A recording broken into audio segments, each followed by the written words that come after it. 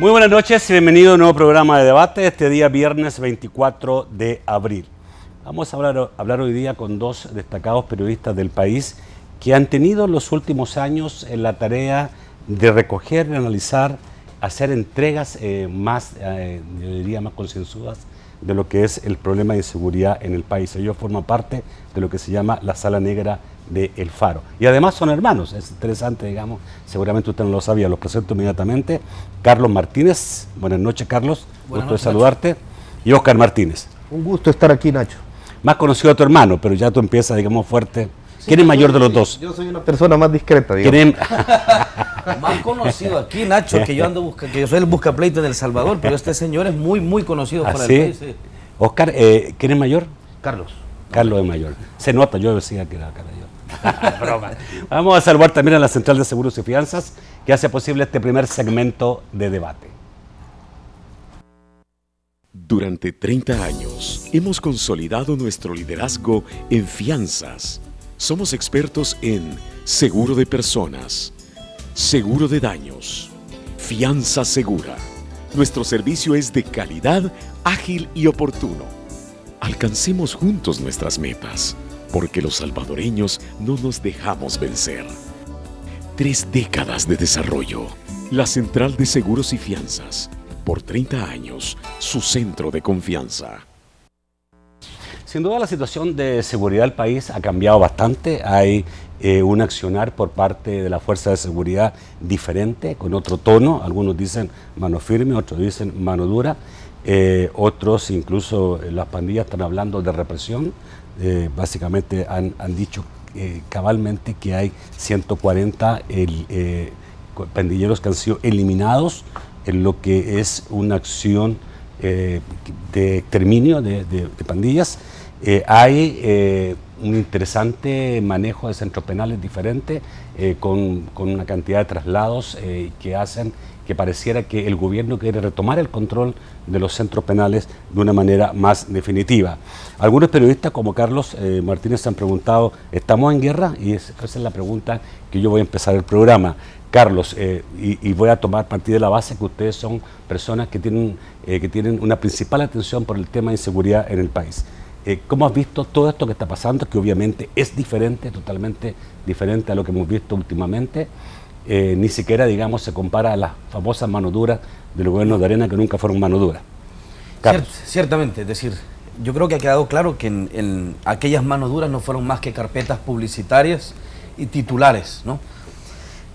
En esta ocasión nos encontramos en un principio con cierto desconcierto, es decir, unos primeros meses que parecía haber un absoluto vacío en políticas públicas y un absoluto vacío en el que nos presentaron nada más como pareciera que la única medida de parte del gobierno para atenderse el problema de seguridad pública parecía ser la famosa policía comunitaria, que ya tendrás tiempo de no escuchar nada sobre ese tema.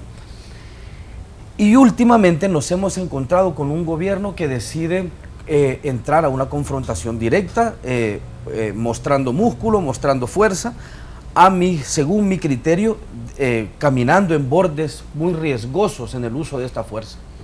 Nos encontramos con un lenguaje belicoso, ¿no? Es decir, por primera vez, después de 25 años, el presidente de la República invoca a batallones élite del ejército para que entren en acción en el escenario de seguridad pública.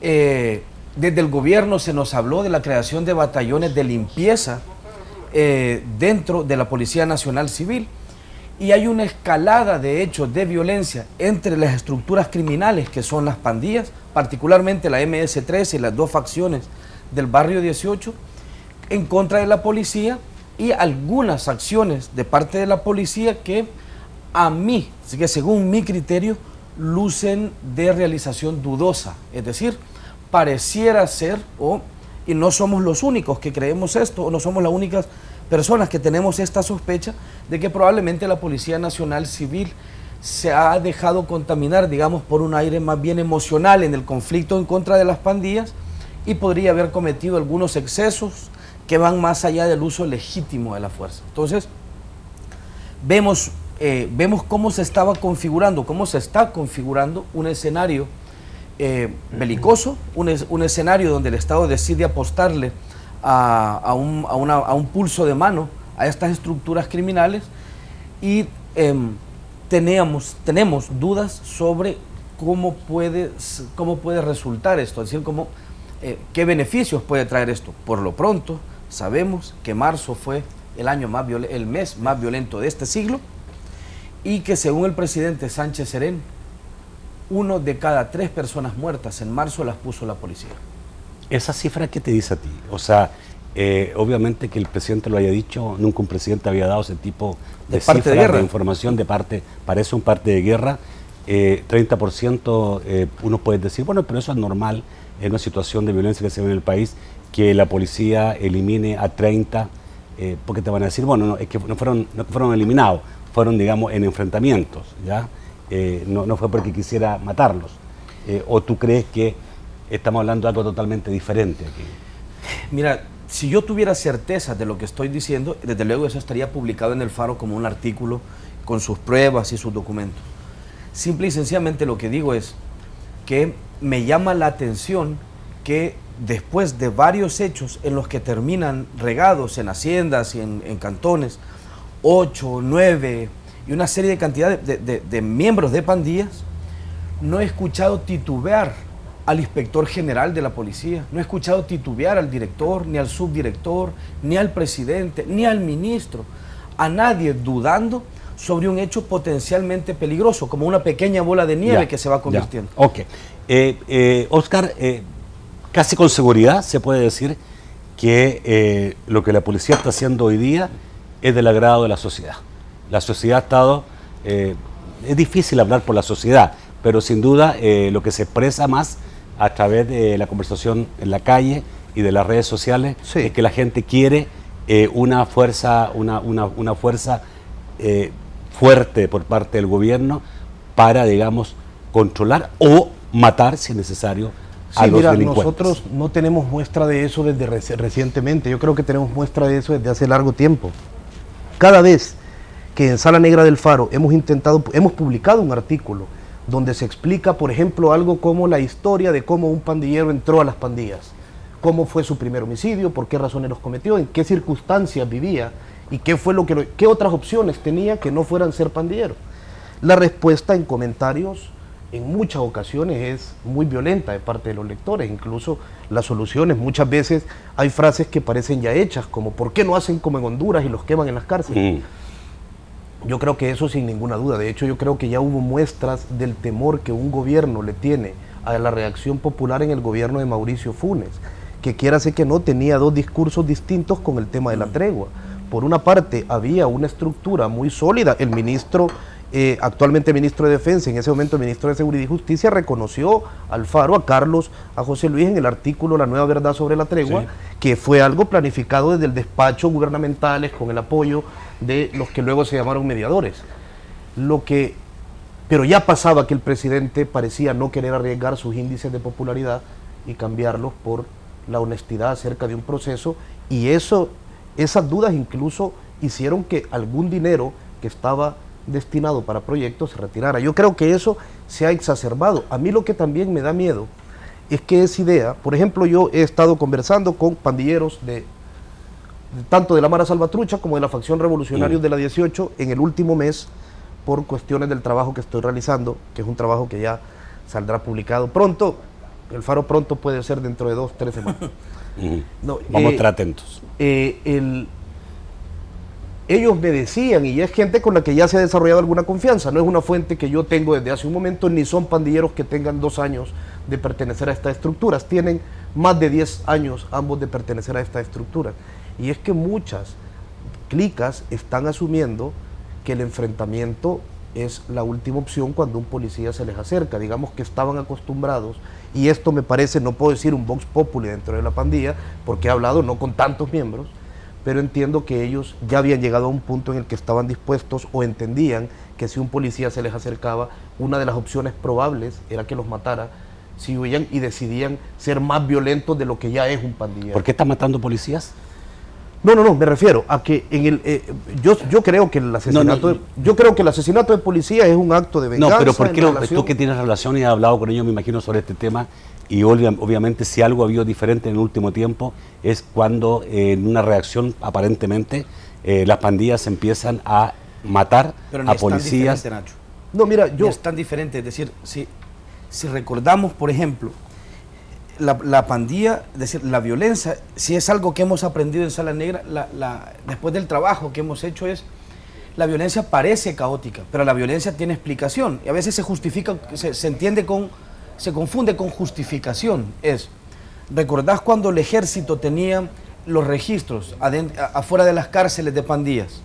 Los pandilleros se quejaron de que el ejército hacía registros invasivos a sus madres, a sus esposas y a sus hijos, y decidieron tornar hacia el ejército su fuerza violenta. En ese tiempo no morían policías mayoritariamente, sino miembros del ejército.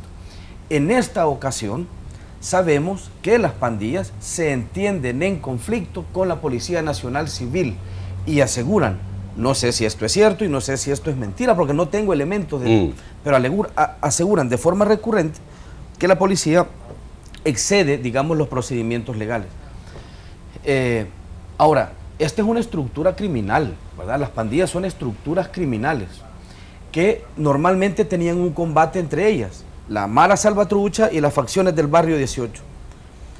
Me temo, es decir, yo creo que el asunto de esta cosa es preguntarse hacia dónde va la dirección de la violencia, y el general Payés aseguró que su experimento, porque el experimento fue diseñado en su despacho, el experimento de la tregua, intentaba atajar esa guerra, que tenía esa dirección, de unos en contra de otros.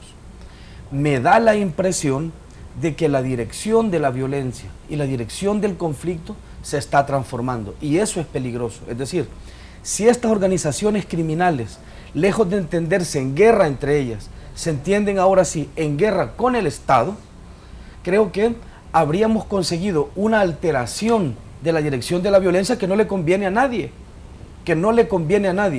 Con esto no estoy diciendo que el Faro cree o que nosotros creemos que la policía no debe mostrarse dura con Tengo que ir un corte, voy a volver con esto, con esta información que tú dices, se está transformando de una guerra entre pandillas a una guerra contra el Estado.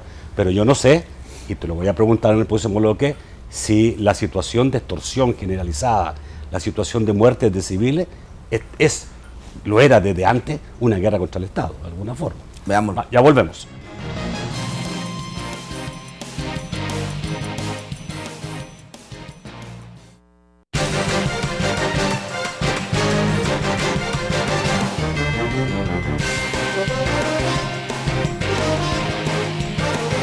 En Sistema Fede Crédito queremos darte una mano.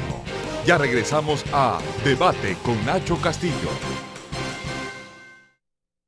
Somos claros desde nuestros inicios, porque siempre hemos sido de los que pensamos que si una empresa pequeña quiere crecer, tiene que juntarse con los grandes. Comenzamos con líneas básicas, cambiamos a E1, luego tuvimos que cambiar a un segundo E1 para poder manejar todo el tráfico de llamada entrante que estábamos recibiendo. El pedido en línea, que es algo novedoso que nosotros tenemos, ha sido una vía que cada vez va agarrando más auge y los clientes lo prefieren. Por eso en Gourmet Express somos claros. ¿Y tú qué esperas? A veces te dan unas gripes que te doblan, y un dolor de cabeza y cuerpo, y una fiebre, y ni hablar de la congestión. ¿Qué me dicen de la tos y las alergias? Cuando los malestares se multiplican, toma Virogrip, que ayuda a aliviar los síntomas de la gripe y tos. Todo en un solo antigripal. Virogrip Limón, Virogrip Gel Caps, Virogrip Jarabe. Virogrip, la familia extra fuerte para gripes y tos extra fuertes. Un nuevo empresario. Seré muchas cosas, pero mediocre no soy. ¿El punto? El punto es que hablé con tus directores. Accedieron a la oferta de compra que les hice anoche. ¿Qué? Ahora soy el dueño del 51% de tu compañía. Pero le quedan pocos días. ¿Cómo entró aquí esa gaviota? Malas noticias, Jay. Es lo peor. Tumor cerebral maligno. Y alguien acelera su muerte. Jay Dratton, de 40 años, con un tumor cerebral, murió 2 semanas antes de lo anticipado. Franny cree que sus niveles de narcóticos eran altos. ¿Para qué matar a alguien que está en su lecho de muerte? Cold Case. Este martes a las 9 de la noche. Por BTV. Hay mucho que compartir. Regenera tu chispa con Regener Forte de Laboratorios López, que te invita a continuar en sintonía de Debate con Nacho Castillo.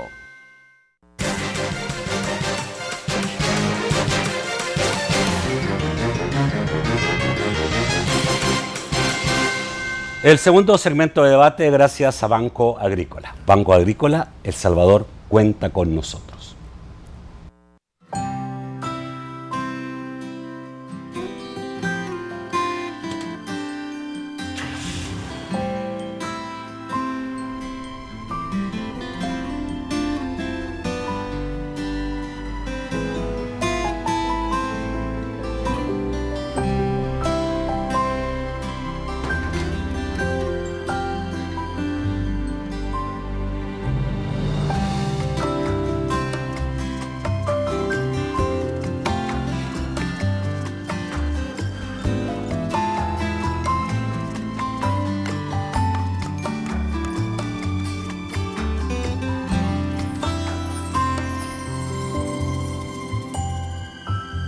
Las pequeñas obras se vuelven grandes cuando le ponemos el alma. Banco Agrícola, El Salvador cuenta con nosotros.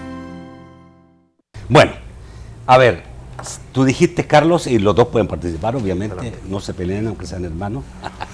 Se está transformando esta lucha de entre pandillas a una guerra contra el Estado, de las pandillas unidas contra el Estado. Esto ya lo habíamos escuchado en los últimos días. Para algunos lo puede asustar, puede decir, uy, qué peligroso puede ser eso, que las pandillas, en vez de matarse entre ellos, usan todo su potencial para atacar al Estado. Y yo no sé si solamente significa eso policías, jueces, aunque vamos a hablar luego de este comunicado que lanzaron el día de ayer las pandillas. Pero ¿qué tanto eso debiera ser un motivo de preocupación como para decir, entonces no hagamos lo que tenemos que hacer hoy día? Porque muchos hoy día pueden estar pensando que, bueno, mantenga la mano firme, señor. Mantenga, señor Estado, señor Gobierno, mantenga la mano firme, porque ya nunca la hemos tenido y ya es momento que pongamos un poco de orden en el país. Mira, yo diré algunas cosas. Cuando la gente habla de asesinatos entre pandilleros o civiles, en primer lugar, a mí me da mucho miedo. Yo hice cobertura en México durante 5 años en el gran crimen organizado en la época del 2008 al 2010. Y recuerdo que se llegó a un punto en el que parecía que los muertos tenían que justificar que no eran delincuentes, en el que todo muerto, sobre todo si era joven y de una zona pobre, tenía que pertenecer a alguna estructura delictiva. Ese es un punto bien peligroso para un país, exigirle a los muertos que justifiquen su muerte. No creo que querramos llegar a eso en primer lugar, y estar haciendo un debate entre dirimir si eran pandilleros la mitad de los asesinados o no. Un Estado aspira a que en su país no se mate tanto. Por lo demás, yo creo que los pandilleros entendieron que los muertos son un activo político, lo entendieron en la gestión anterior perfectamente. El gobierno centró tanto su interés en bajar los homicidios y solo en eso, la tregua, que los pandilleros entendieron, más homicidios nos escuchan más, menos homicidios nos escuchan menos. Entonces yo sí creo que ellos liberarán a sus diferentes clicas para que hagan pegadas, como ellos le llaman, o liberarán actividad de venganza, en la cadena de la venganza, porque saben que eso enerva al Estado. Por otro lado, creo que han desatado el combate, ya lo hemos visto, algunas clicas en particular, el mapa de la muerte de policías, no totalmente, pero de alguna manera se puede equiparar al mapa de lo que se considera grandes actividades de la policía en contra de la pandilla, el mapa de venganza, parece ser una cuestión de venganza.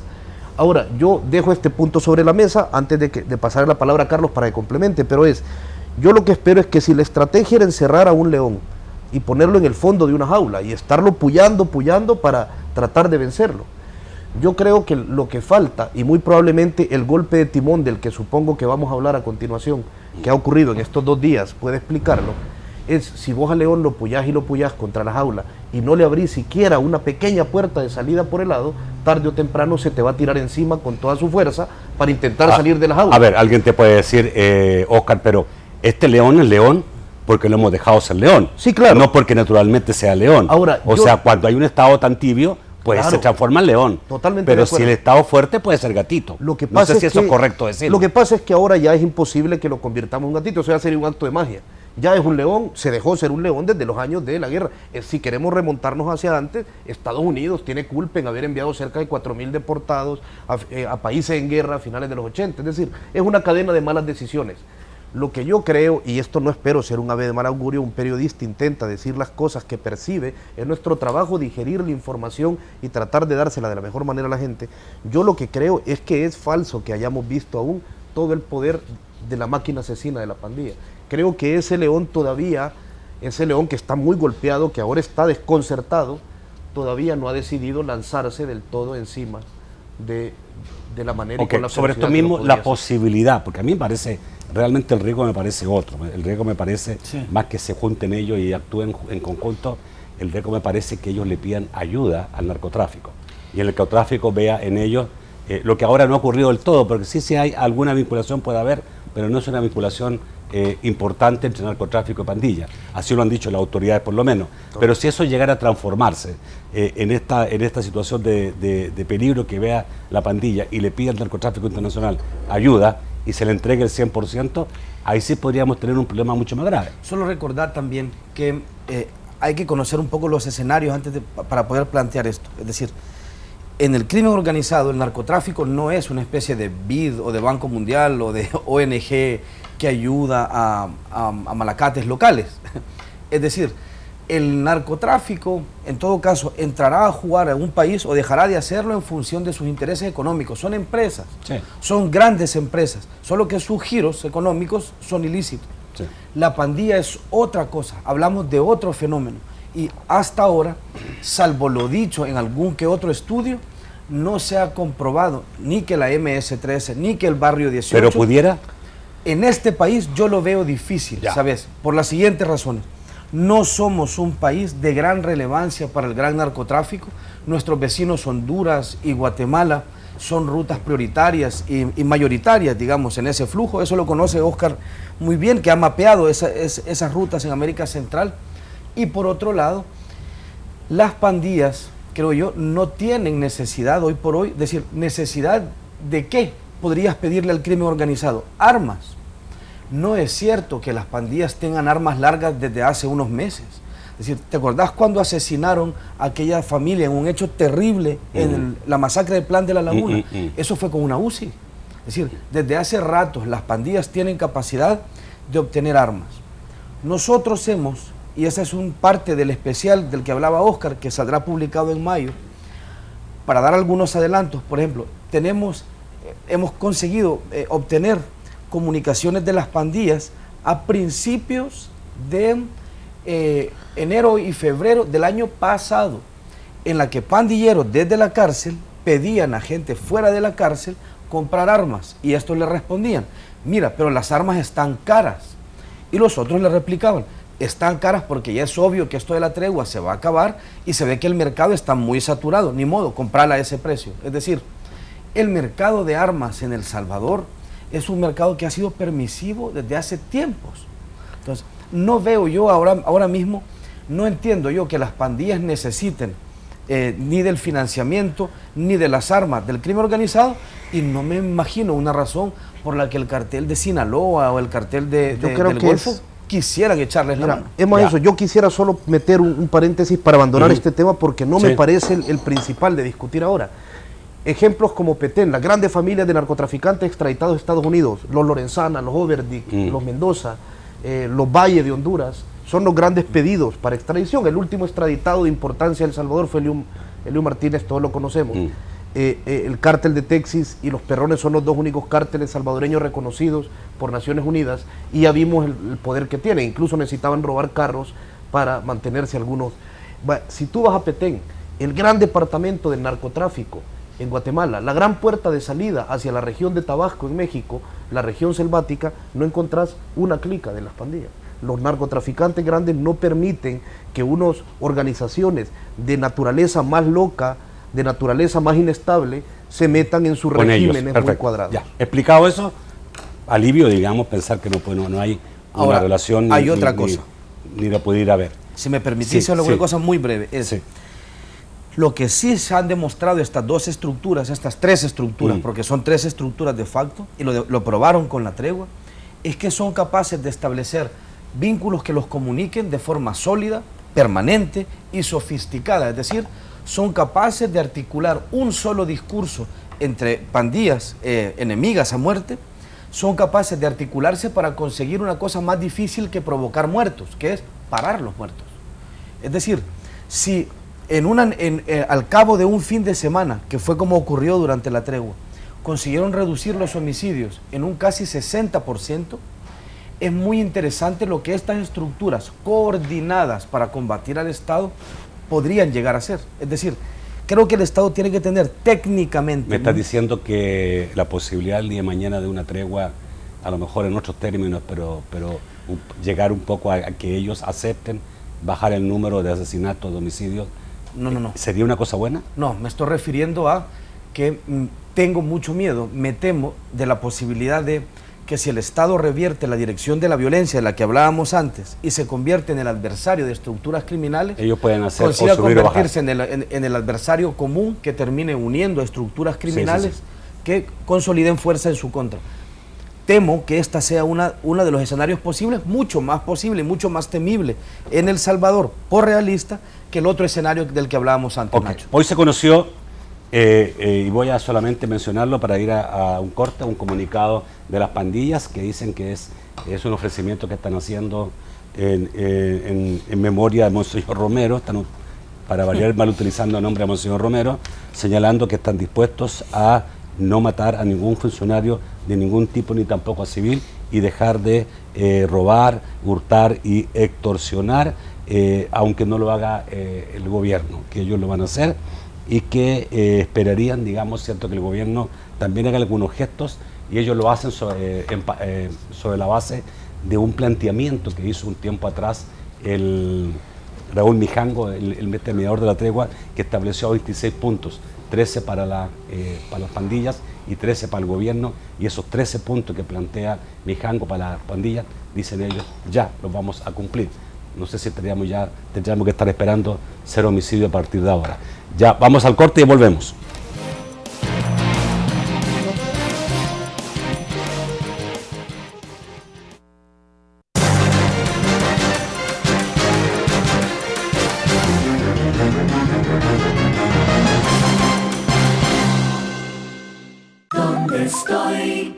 Mira con atención estas imágenes. Trata de identificar en qué país de Centroamérica fueron filmadas.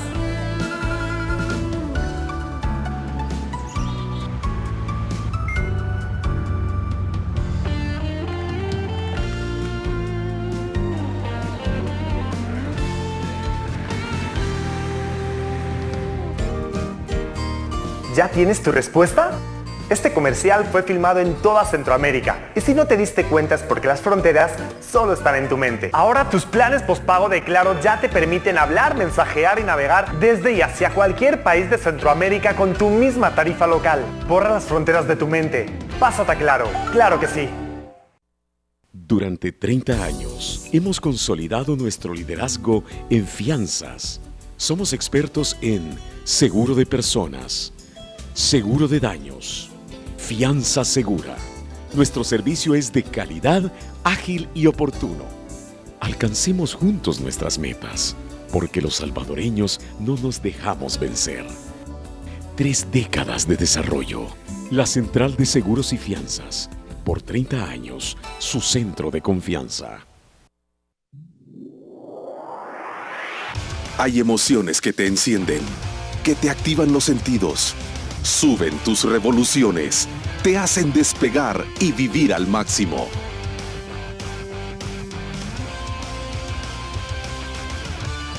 Disfruta la experiencia de la que no te querrás bajar.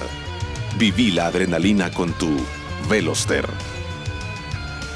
Viví increíblemente. Hyundai. Una investigación a un agente. Puede irse y usted tome asiento.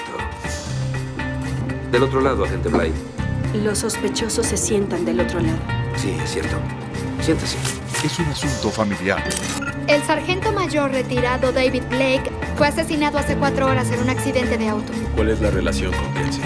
Blake era el controlador de un tirador de nombre Donald Bly. El padre de Kelsey. Una fuerte acusación. Si su muerte resulta que fue más que un trágico infortunio, tendremos un grave problema. ¿Por qué?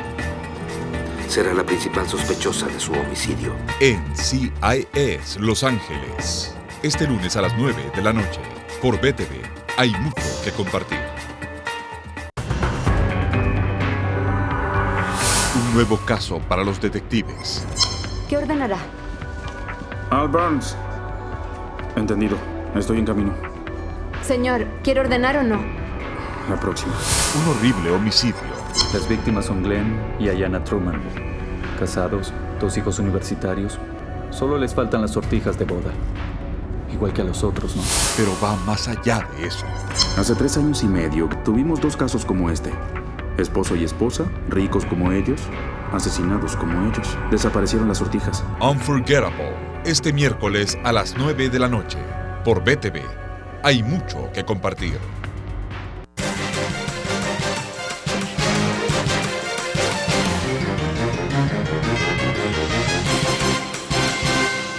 El tercer segmento de debate, gracias a Claro. Claro que sí. Somos Claro desde que comenzamos con la banda. Podemos hacer muchas cosas a través del teléfono. Nuestro primer álbum, de hecho, la plataforma de distribución ha sido Internet. Tenemos un grupo de WhatsApp donde compartimos fotos, composiciones. Qué bueno que el Internet de Claro es rápido, porque eso nos sirve para poder descargar archivos grandes. Es básicamente como una oficina virtual. Por esto, somos Claro. ¿Y vos, qué esperás? A ver, vamos a hablar de este comunicado que se conoció esta mañana, que ha sido, se le ha dado cierta veracidad por parte de alguna gente que ha estado ligada a las pandillas. Me refiero a Paulo Luers y a Raúl Mijango, que han dicho que es auténtico. Esto parte de la base de un planteamiento de 26 puntos que hizo hace un tiempo atrás Raúl Mijango, cuando demandaba 13 puntos del gobierno y 13 puntos de las pandillas.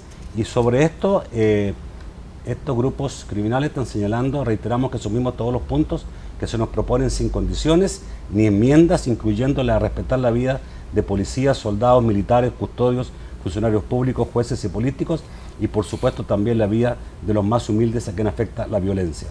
También sobre los delitos patrimoniales como el robo, hurto y extorsión. Pedimos al gobierno no obstruir ni sabotear este proceso, con el contrario, que facilite condiciones que nos permitan avanzar más rápido en el tiempo y los compromisos que hemos asumido ante la sociedad. Este es el regalo que en su beatificación le queremos hacer a Monseñor Romero. ¿Qué piensan ustedes? Porque esto como que cambiara todas las cosas, ¿no? De lo que estamos viendo últimamente. Sí, es decir, este es un comunicado, hay un antecedente de esto este año. En enero, o sea, de enero para febrero, las pandillas decidieron hacer una especie de lo que Raúl Mijango llamó un gesto unilateral, y desde luego conseguimos 2 semanas de reducción de homicidios, incluso conseguimos el día 0, ¿recordás? De este año. Este es un gesto de las pandillas, aseguran que es unilateral, que es un gesto que se corresponde con un pliego que hizo público Raúl Mijango, en el que se comprometen a no asesinar, básicamente, a reducir extorsiones, por lo que has leído, y a reducir robo y hurto. El pliego de Raúl Mijango incluía muchas más cosas, como por ejemplo entregar a las personas que andan huyendo de la ley, dejar de reclutar absolutamente a personas. Ellos hablan de los 13 puntos, lo aceptan todos, sin condiciones. Ahora, veo este comunicado, me parece interesante, había que verificarlo con los números.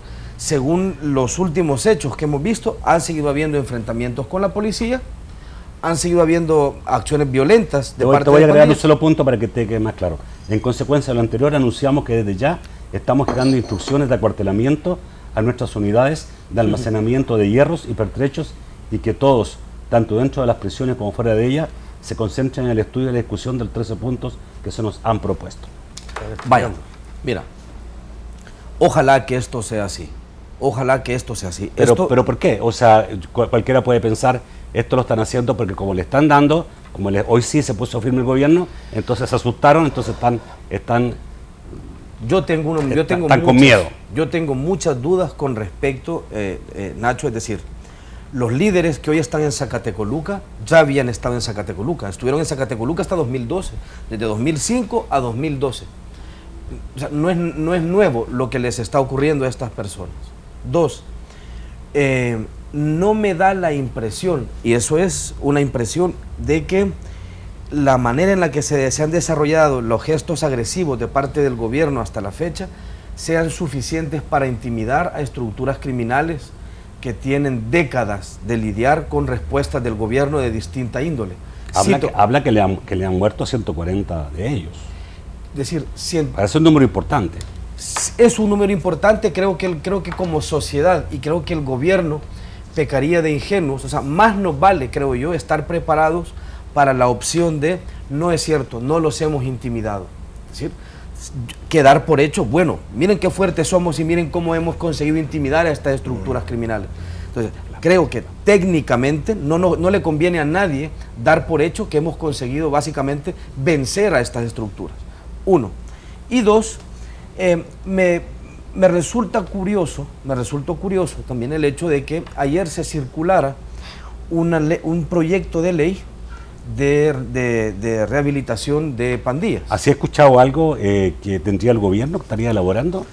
A nosotros, a El Faro, nos llegó un borrador de este proyecto.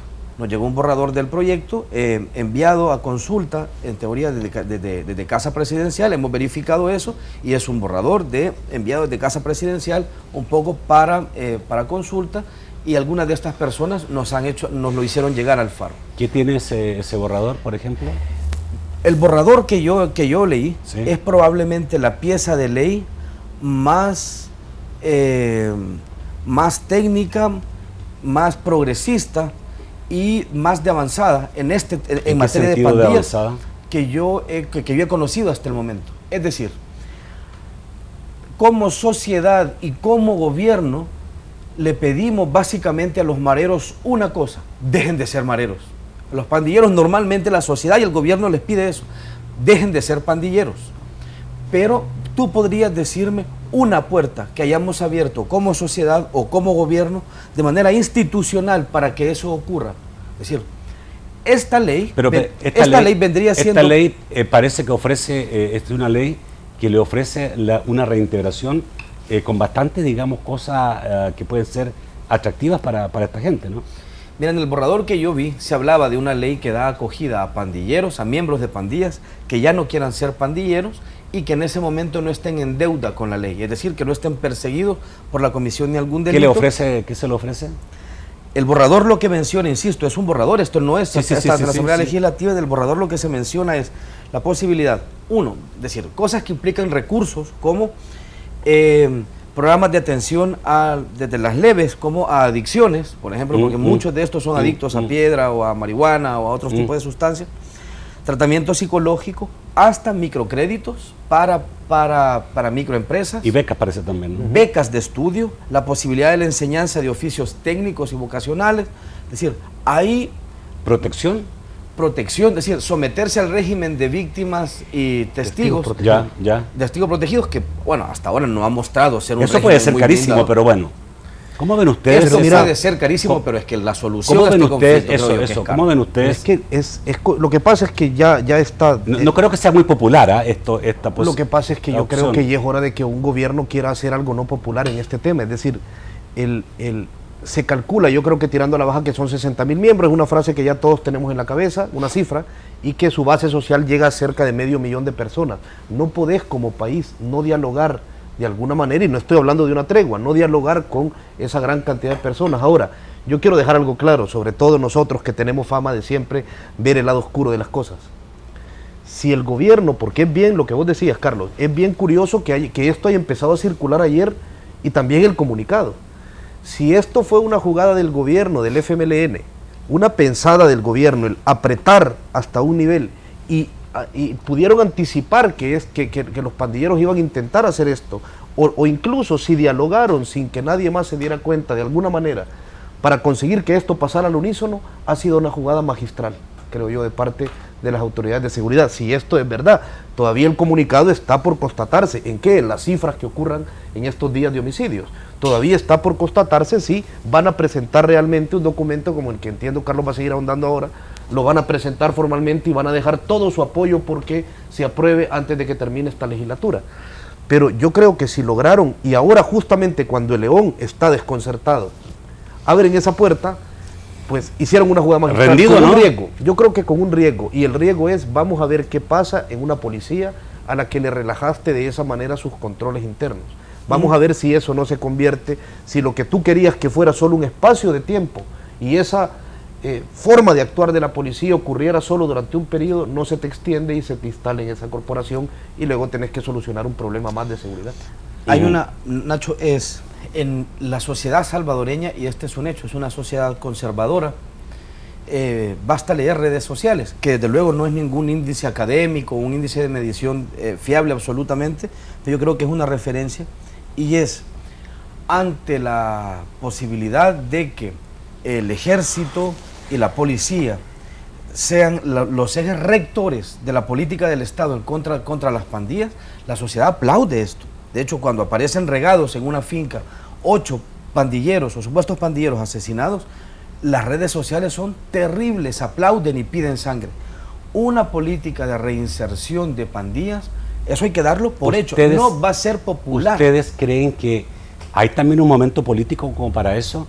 Que después de un corto tiempo en que pareciera que el gobierno sí está actuando con mucha firmeza en contra de las pandillas, ya haya, digamos, una solución diferente, totalmente diferente, porque yo creería que la gente va siguiendo el ritmo de esto y ve cosas, por ejemplo, hoy ve una etapa diferente, y de repente esta etapa se vuelve muy corta y se entra a un proceso totalmente diferente que puede ser un proceso negociador. Mira, yo o un proceso de mano muy blanda. Para enumerar de forma muy breve, yo no creo ahora que vean a un Estado débil, porque la tregua llegó un momento en que lo único que era una prerrogativa para pandilleros. Llegó un momento en que los homicidios subieron y lo único que quedó de la tregua es pandilleros fuera de Zacate. Entonces, yo creo que nadie, y la impresión de la gente es que el gobierno le está dando durísimo y lo aplauden. Creo que sí evalúan de otra forma al gobierno. Lo que pasa es que también yo lo que creo es que no existe una jugada inteligente de parte de un gobierno, que esperamos que haga jugadas inteligentes, que consista en pelear todo el tiempo contra todos sin tener un fin o un propósito al final. Tú peleas para algo. Y hay un ejemplo de un vecino cercano, Felipe Calderón decidió pelear con todos todo el tiempo. Eso decidió hacer su gobierno en México. México duplicó sus tasas de homicidios por cada 100,000 habitantes en un sexenio. Las duplicó. Nosotros no podemos darnos el lujo de duplicar nuestras tasas de homicidios porque no hay quien soporte vivir acá. Entonces, lo que yo creo es que esta jugada tenía que llegar a un punto, y yo creo que si este es el punto, estamos en el periodo de evaluación, si este es el punto, fue un buen momento para asimilarlo, para ponerlo sobre la mesa, porque yo creo que si hubieras estirado más, posiblemente la cuerda se hubiera roto, y haciendo esa metáfora quizás desafortunada, no es la que más me gusta, pero quizás hubiéramos visto realmente a la fiera atacando con todo su ímpetu. Pero no pudiéramos terminar en un mal ejemplo histórico donde al final el que se porta mal recibe la recompensa y el que no se porta mal pues va a pasar toda la vida en el infierno. Lo que pasa es que si mantenemos esa lógica, es decir, según esa lógica, y ahora mismo, digamos, no estamos dando empleo, ni estamos dando trabajo, ni educación a los pandilleros. Según esa lógica. Y al resto de la sociedad. Exactamente. O sea, y mientras la sociedad es mucho más grande que los pandillas. Exactamente. Mientras no paremos la sangría y mientras no paremos la violencia, es que aquí no va a tener trabajo ni educación nadie. Ok. Voy al corte y volvemos rápidamente. No sé si la pregunta al final, lo más importante es parar la guerra, que tú te ponías como titular. ¿Vamos a la guerra? No, a la guerra no, es esto. Hay una sola cosa, Nacho, si se puede en un momento, es las categorías de mano dura y mano blanda no nos sirven. Es decir, el combate contra el crimen tiene que tener sus criterios técnicos y no basta decir, hoy mataste 40 personas y ahora les das educación. Las categorías mano dura y mano blanda ir a la guerra no es nada bueno, no nos va a servir para nada. Son nada. Inútiles, es decir... Vamos al corte, se nos quedó un tema también pendiente, aunque vienen preguntas del público en relación a la importancia que ustedes le dan al control de los centros penales. Ya volvemos.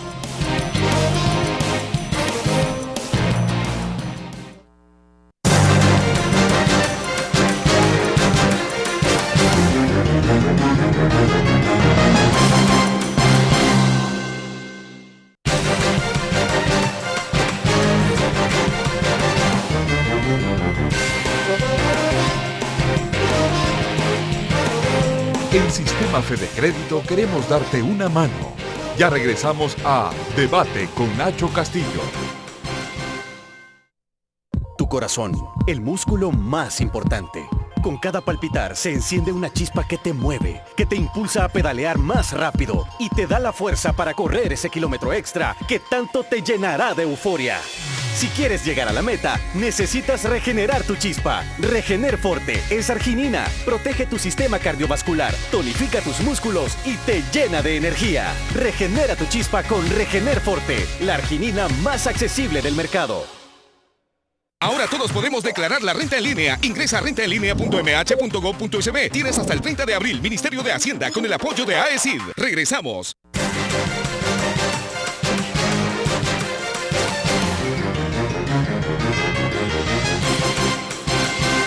El último segmento de debate gracias a Virogrip. Toma Virogrip, la familia extra fuerte para gripes y tos extra fuertes. A veces te dan unas gripes que te doblan y un dolor de cabeza y cuerpo y una fiebre y ni hablar de la congestión. ¿Qué me dicen de la tos y las alergias? Cuando los malestares se multiplican, toma Virogrip, que ayuda a aliviar los síntomas de la gripe y tos. Todo en un solo antigripal. Virogrip Limón, Virogrip Gel Caps, Virogrip Jarabe. Virogrip, la familia extra fuerte para gripes y tos extra fuertes. Bueno, Francisco Bonilla, buenas noches. Buenas noches, un placer saludarles. Vemos lo que dice Napo Reyes a través de Twitter. Dice que ubiquen bien los lugares. Hablan de cantones equivocados en Zacatecoluca, plantea Napo Reyes. Dice Juan Carlos Sura, algunos medios dicen eliminan para informar homicidios de pandilleros. ¿Cómo ven estos sus invitados? ¿No es imprudente? Les preguntan. Edith Anaya dice, pienso que han pasado de ser un periódico decente a ser uno más amarillista. Luis Fernando dice, si tienen idea cómo frenar el crecimiento de las pandillas, cómo frenar tanta violencia. A través de Facebook, Fele Martínez dice, solo llegarán a decir lo que ya sabemos, el país está súper mal, la violencia, los pandilleros, grupo de exterminio. Me gustaría escuchar sus propuestas claras y precisas para solventar los problemas sociales de este país. Analistas sobran, hablan mucho y proponen nada concreto. Propuestas viables, de lo contrario, solo será una entrevista más, plantea. Dice Cesori Salvador, no pasen por alto que los pandilleros son criminales, no son niños traviesos. Negociar con ellos no es beneficioso. Si ellos piden dejar de matar a cambio de algo, eso es extorsión. Por favor, no hablen de legalizar la extorsión. Alexander Santos dice, me gustan mucho las investigaciones de Sala Negra, pero me gustan porque exponen en detalle lo que ya conocemos. Creo que en programas de entrevistas se deben presentar propuestas y no comentarios sobre la seguridad, porque ya todos sabemos o vivimos lo que pasa. Lo respeto como periodistas, pero como para entrevistas tengo mis dudas, plantea. Frank Chacón dice, no olviden que las víctimas son la población, no los asesinos que están en la cárcel. Díganle al gobierno lo que hace mal y aporten. Martín Pérez dice, porque el pueblo salvadoreño tiene que aceptar los pactos entre las pandillas. Si es obligación de las autoridades brindar seguridad, educación y salud. Finalmente, Enrique Padilla dice, ¿sí para qué?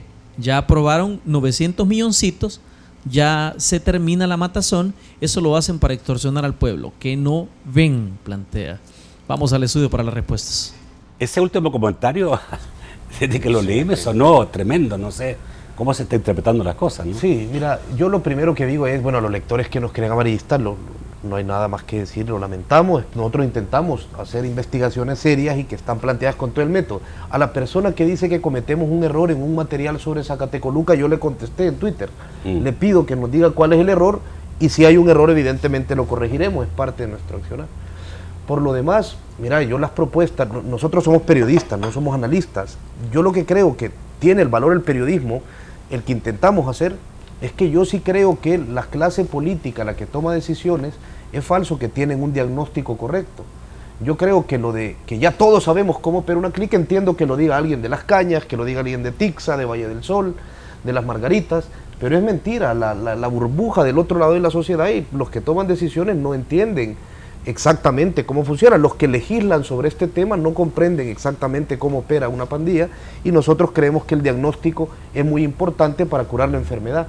Yo vuelvo a plantear lo que yo creo que tienen que hacer, ya que muchos han pedido alguna respuesta, grosso modo, es hora de que el Estado, que el gobierno le ofrezca, o si quieren verlo en otros términos, que supongo les gustarán más a los televidentes o a nuestros lectores, el gobierno tiene que robarle miembros a la pandilla.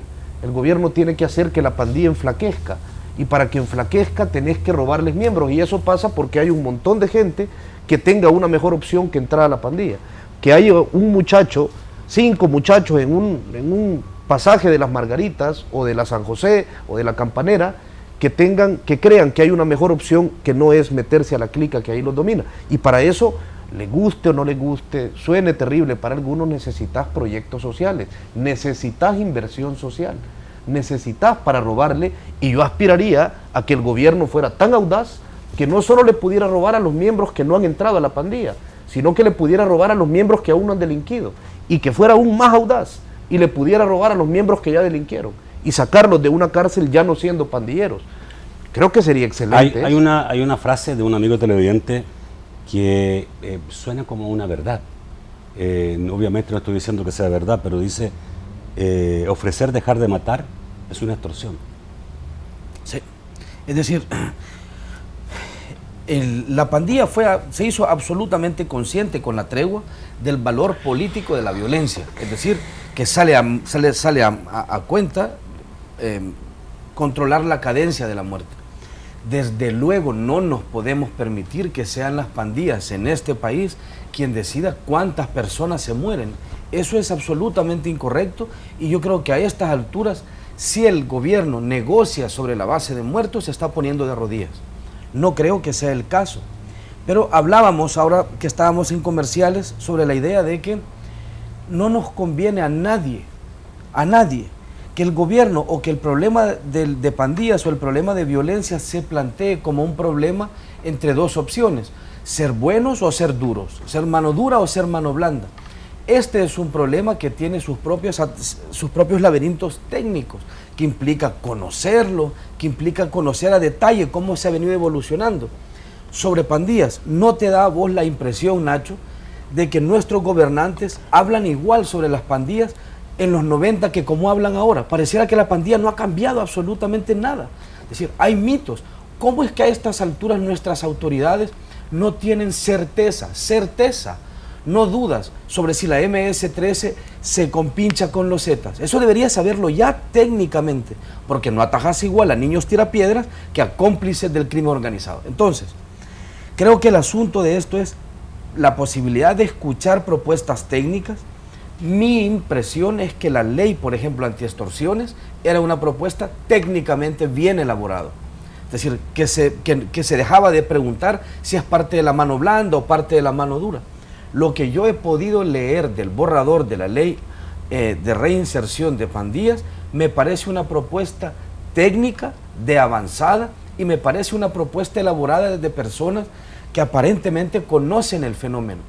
Debo decir que me sorprendió leer esta propuesta. Pero es una ley que puede provocar una gran polémica en el país, porque con esto, digamos, estaríamos que el Estado salvadoreño designe una inmensa cantidad de dinero en quienes han delinquido o estuvieron en grupos delincuentes, y no en todos esos sectores de gente humilde que han perdido, que son criados por la abuela, por una tía, por el vecino, que están en condiciones paupérrimas en el país. Eso es terrible, Nacho. Es tremendo. Eso es terrible. Y la cosa es esta: cuando paramos la guerra civil en este país, cuando la generación que me precedió a mí y a mi hermano paró la guerra civil en este país, claro que la sociedad tuvo que hacer dolorosos, terribles sacrificios, algunos que yo creo que eran injustificados. Es decir, querer venderle a la gente ahora como gobierno de que esta cosa se puede parar sin que su solución no nos demande algo a todos,